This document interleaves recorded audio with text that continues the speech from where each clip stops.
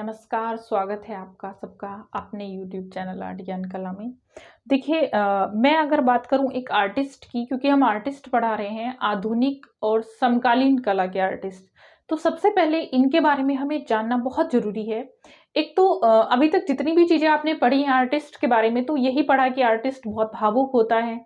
Artist अपने जो अंदर छिपे हुए भावों को उनको व्यक्त करता है। लेकिन अगर हम देखें तो आर्टिस्ट एक ऐसा आर्टिस्ट भी होता है जो पुरानी चीज़ों को इस्तेमाल करता है और उससे अपना एक नया रूप उसको नया रूप देता है, नई आकृति देता है। मैंने आपको एक दिन वेस्ट मटेरियल के बारे में बताया था। पाश्चात्य कला में जब हम पढ़ते हैं, तो वेस्ट मटेरियल पर बहुत बड़ी-बड़ी बातें आती हैं। जैसे आपने देखा होगा, तो मुंख ने भी कुछ चीज़ें ऐसी बनाई थी कि पुरानी घड़ियाँ और इस तरह के वेस्ट मटेरियल से उन्होंने कुछ चीज़ें बनाई थी, ठीक है? जिससे उन प्रदर्शनी में उन्होंने वही चीज़ें लगाई, मतलब पूरी तरह से जो जितना भी वेस्ट मटेरियल था उसको यूज़ करके उन्होंने चीज़ें बनाई, जबकि वो ज़्यादा दिनों तक नहीं चल पाया था। लेकिन अगर हम आज के समय की बात करें, तो वेस्ट मटेरियल पर बहुत सारे काम हो रहे हैं। जैसे हम करंट आर्टिस्ट को पढ़ते हैं, तो करंट आर्टिस्ट भी इन ऐसी चीज़ों को, जिसको हम बेकार कूड़ा समझकर फेंक देते हैं, लेकिन वही चीज़ें किसी आर्टिस्ट के लिए बहुत ही एक महत्वता रखती हैं, महत्वपूर्ण होती हैं। ये आप सोच भी नहीं सकते। वो भी इस तरह की चीज़ें कि उनको कास्ट करके वो उनको बना के दोबारा से और ऐसी कृति आपको बनाते हैं कि आप उनको देखते ही रह जाते हैं। देखिए, मैं अगर जगह की बात करूँ, तो कोई भी जगह छोटी या बड़ी नहीं होती। हम ये मानते हैं कि वह यूपी से है, वह बिहार से है, उसको कुछ नहीं आता है। लेकिन अगर मैं आज एक ऐसी आर्टिस्ट के बारे में आपको पढ़ाने जा रही हूँ, जो एक बहुत छोटी-सी जगह से हैं, लेकिन आज भी करंट में ऐसा वर्क कर रहे हैं कि उनकी कृतियाँ, अगर आप जाएँगे एग्ज़िबिशन में, तो उनको देखते ही उनकी जो कृतियाँ हैं, उनकी इतनी सराहना की जाती है कि बहुत ज़्यादा। तो सबसे पहले हम देख लेते हैं, देखिए कैसे आपने देखा लिखा हुआ है मैंने।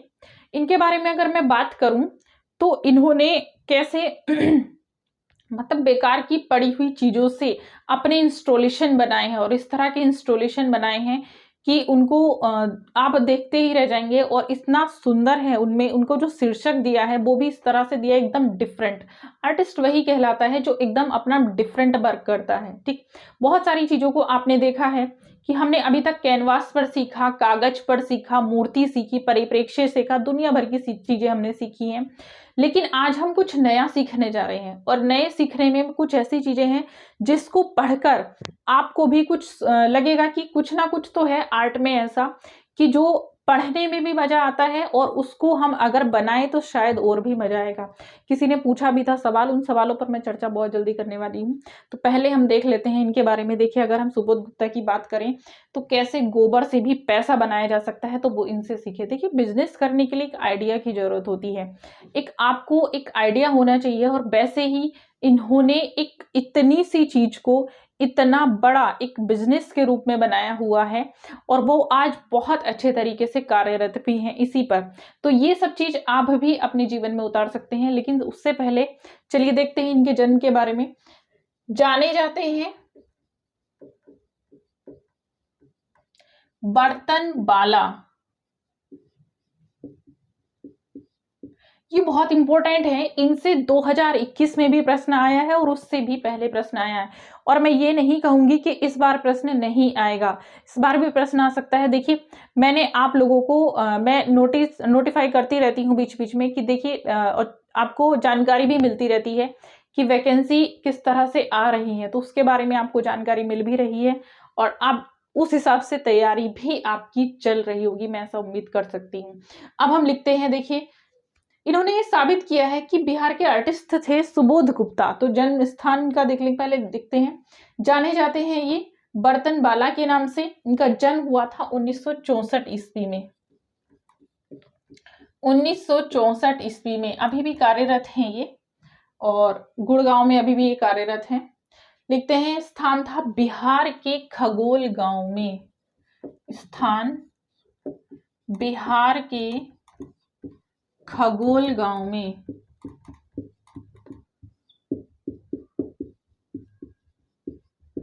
ठीक, बिहार के खगोल गांव में।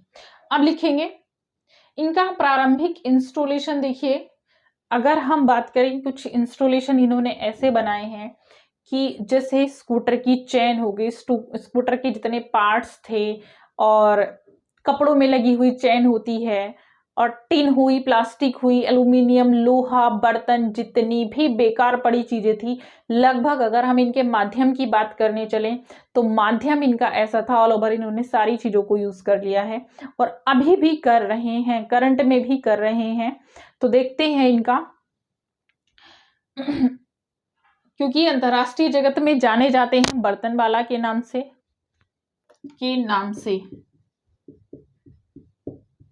ठीक। ये और कंप्लीट कर लीजिए इसके आगे। अब लिखेंगे इनकी प्रसिद्धि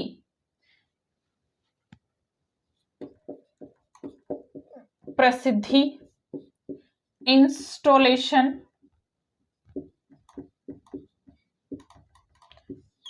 मूर्तिकार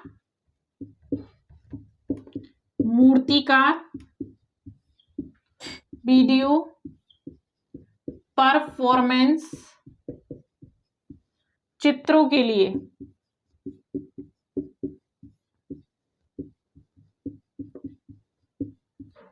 ठीक, वीडियो परफॉर्मेंस चित्रों के लिए जाने जाते हैं। और इनके सबसे विख्यात इंस्टॉलेशन है जिसके बारे में पूछा भी गया था, प्रसिद्ध इंस्टॉलेशन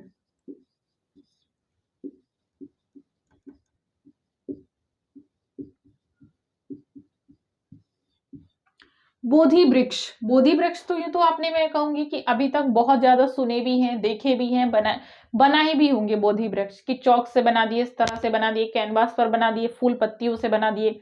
लेकिन अगर हम यहाँ पर बात करें सुबोध गुप्ता की, तो इन्होंने जो अपने इंस्टॉलेशन बनाए हैं वो इस प्रकार से बनाए हैं कि इस बोधि वृक्ष में इन्होंने कुछ नहीं छोड़ा है,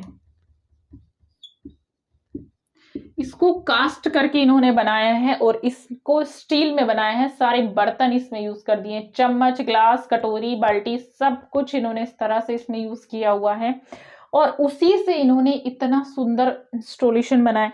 आप देखेंगे इसकी जब इन्होंने ब्रांचेस दी हैं इस तरह से, वो भी स्टील में बड़ी प्यारी तरीके से बनाई है, बड़ी ही सुंदर तरीके से इन्होंने बनाई हुई है।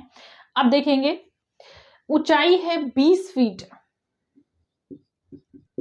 ऊंचाई 20 फीट, बना है स्टील से, ठीक, स्टील से ये बनाया गया है।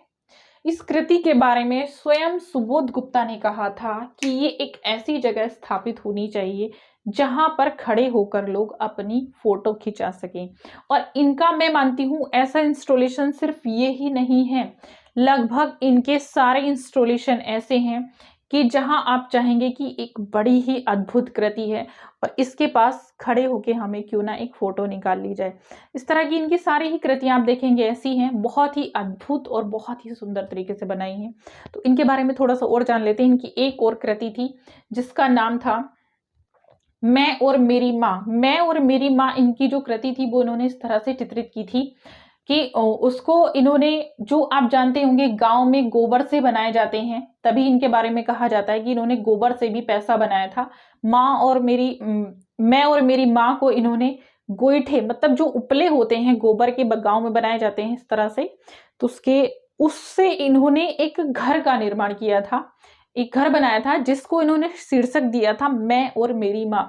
ये भी बहुत सुंदर कृति थी और इसको जब इन्होंने स्टार्टिंग में बनाया तो इसके लिए इनको काफी तारीफ की गई, सराहना की गई थी इनकी, कि एक तरह से एक ऐसी रचना थी जो शायद ही किसी आर्टिस्ट ने अब तक की हो। इस तरह की रचना इन्होंने की थी जो कि इंडियन, मैं कहूंगी भारत में अगर हो रही है तो ये बहुत बड़ी बात है।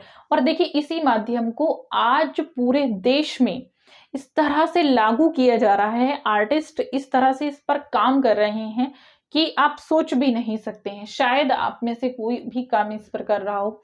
मैं कहूंगी कि अगर जैसे आप बीएफए या एमएफए करते हैं या फिर एमए में भी अगर देखेंगे तो इस तरह की चीजों का यूज आजकल स्टूडेंट्स अपनी पेंटिंग्स में कर रहे हैं, पेंटिंग्स में भी कर रहे हैं, मूर्तियों में भी कर रहे हैं, अपने इंस्टॉलेशन के लिए भी किया जा रहा है। इस तरह की चीजों का यूज किया जा रहा है, मतलब हर तरह से क्रिएटिविटी करने का एक तरीका है। और आर्ट तो हम कहेंगे उसे जो आप हर तरह से कुछ नया क्रिएट कर पाए, तो नया क्रिएट करने को ही हम क्या कहते हैं, आर्ट कहते हैं। के बारे में अगर हम और बात करें तो इन्होंने एक मानव खोपड़ी का भी चित्र बनाया था, और मानव खोपड़ी को भी इन्होंने कुछ इस तरह से बनाया था, इन्होंने पूरा इसी तरह के मटेरियल से ही बनाया था। इनकी पत्नी का नाम भारती खेर था, लिखेंगे पत्नी भारती खेर।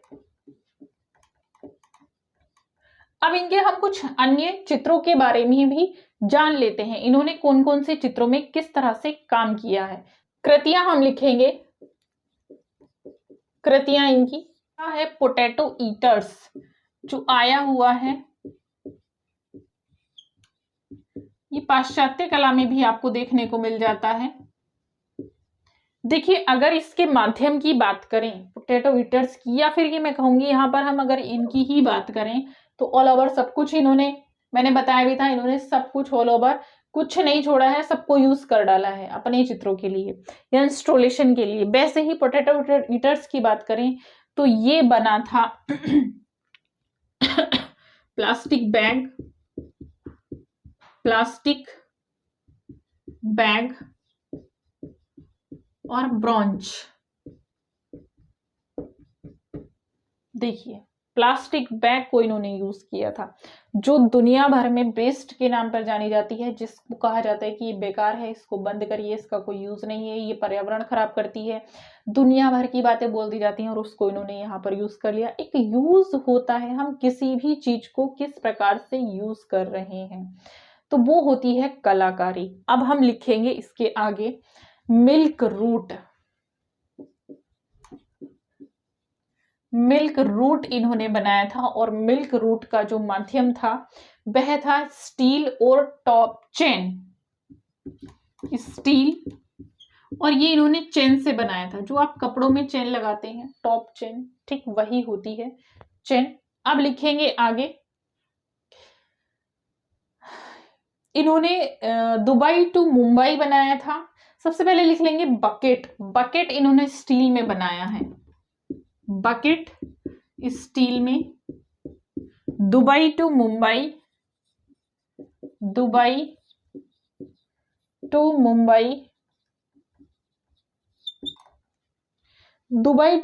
इन्होंने एल्यूमिनियम और ब्रांच में बनाया है, एल्यूमिनियम और ब्रांच में साथ साथ इन्होंने बनाया है, कास्ट, सबको कास्ट करके ही इन्होंने बनाया है। अब देखिएगा थ्री काउस, ये इनका चित्र है, ऑयल ऑन कैनवास पर बनाया है, थ्री काउस,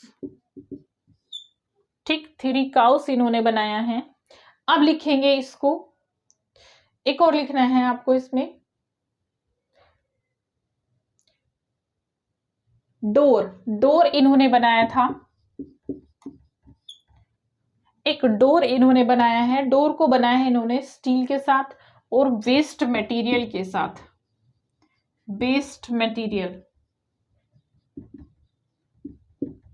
ठीक।